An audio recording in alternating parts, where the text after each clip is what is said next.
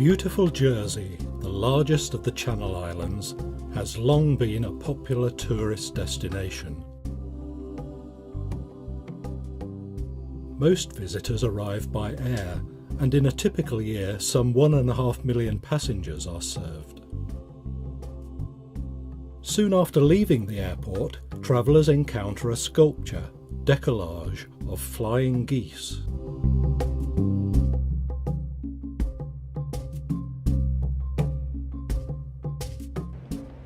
Created by sculptor Derek Tristram, this memorial at La Corbière recalls the accident in 1995 when a high-speed ferry hit a submerged rock and was badly damaged.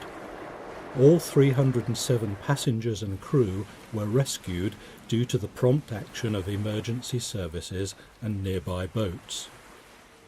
Commissioned for the Queen's Golden Jubilee, the Golden Jubilee Needle is made up of coloured discs of slate, inspired by the changing shades of sea and sky.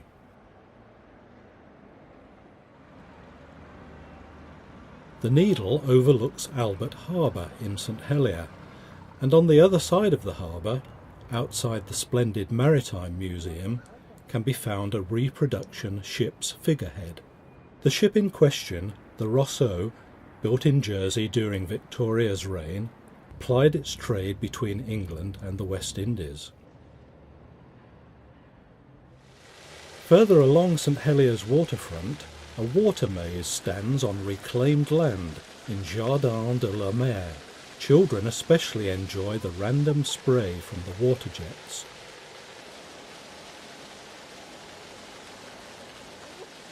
The central bronze sculpture, Swimmers 2, is by Philip Jackson.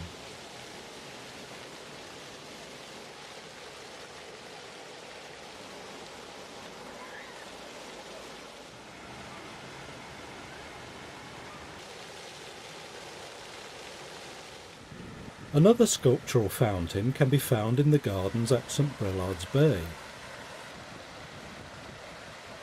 Here several granite millstones have been utilised to good effect. Not all sculptures on the island are permanent, and at St Catherine's Breakwater, Simon Smith, known as the Sand Wizard, regularly creates some amazing works.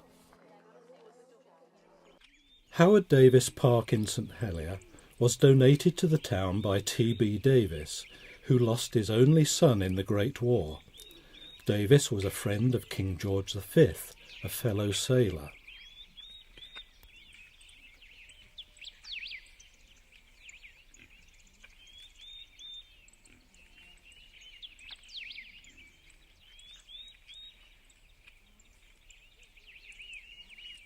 The spinnaker of Davis's yacht Westward is used as a flagpole in the park of this great Jersey benefactor.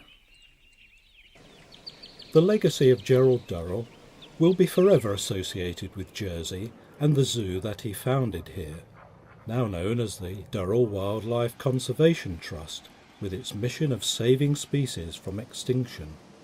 Gerald was passionate about all animals, but found the many species of lemur, existing only in Madagascar, to be rather special.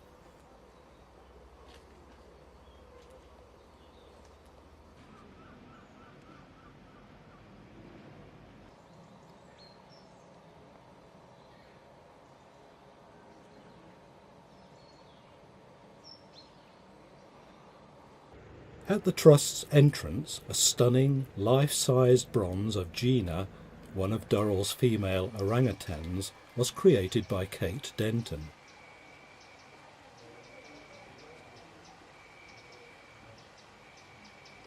These wonderful creatures, all with different characters, are amongst the most popular animals at the park.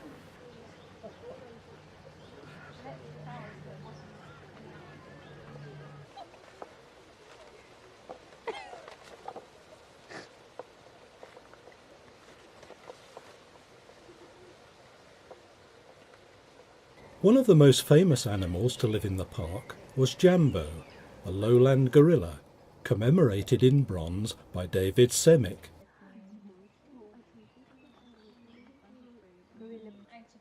When 5-year-old boy Levin Merritt fell into the gorilla enclosure in 1986, Silverback Jambo guarded him from the other gorillas until his rescue by keepers.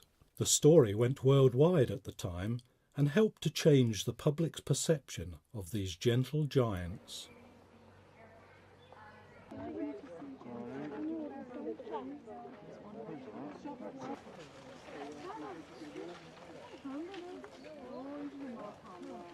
Perhaps the animal most associated with the island is the purebred Jersey cow, which has been a feature of the landscape here for over 200 years. Sculptures of these animals have been placed in St Helier, close to the site of the former cattle market.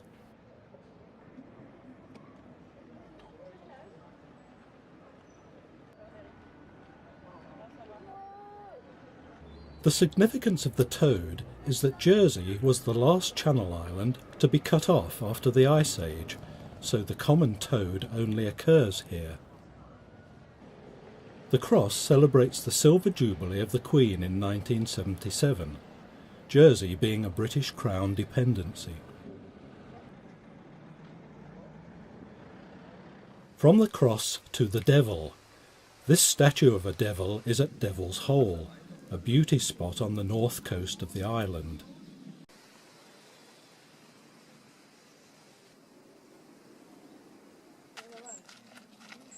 A steep winding path leads down to the cliffs and passes an area grazed by multi-horned Manx sheep.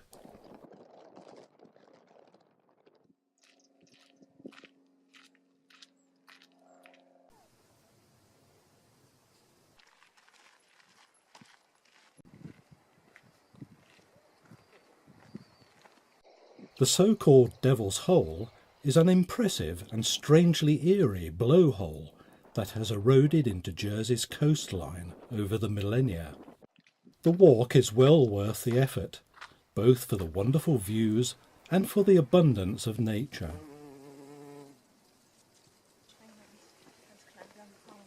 Returning to the top of the path, the Devil still guards, but in contrast, a relatively new work, Jersey Girl, hangs precariously by her toe from Liberation House in St Helier.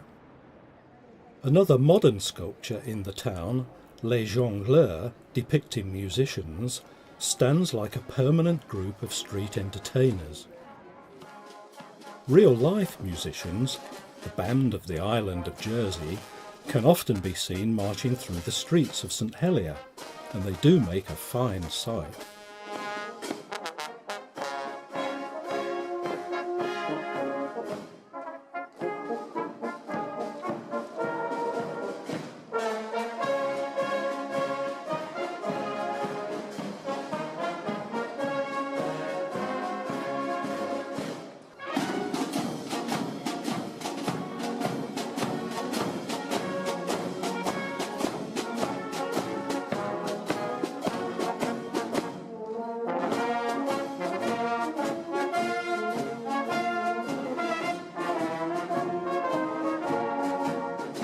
As the band enters the Royal Square, we are reminded that one of Jersey's oldest statues, that of King George II, was erected here in 1751.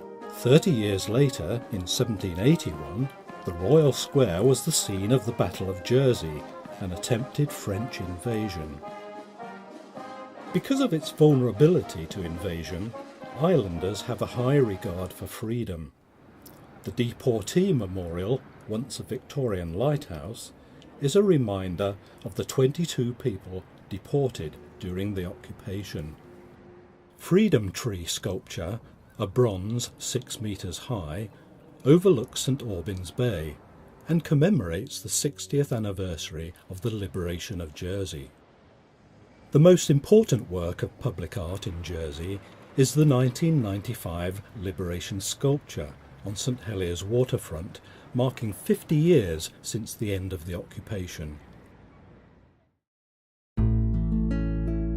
I have always been impressed by the number and wide variety of sculptures and memorials within this small island. There are, in fact, more than I have been able to include in this short film. Each has a story to tell, and visitors can learn a lot about Jersey's history by exploring and researching each one.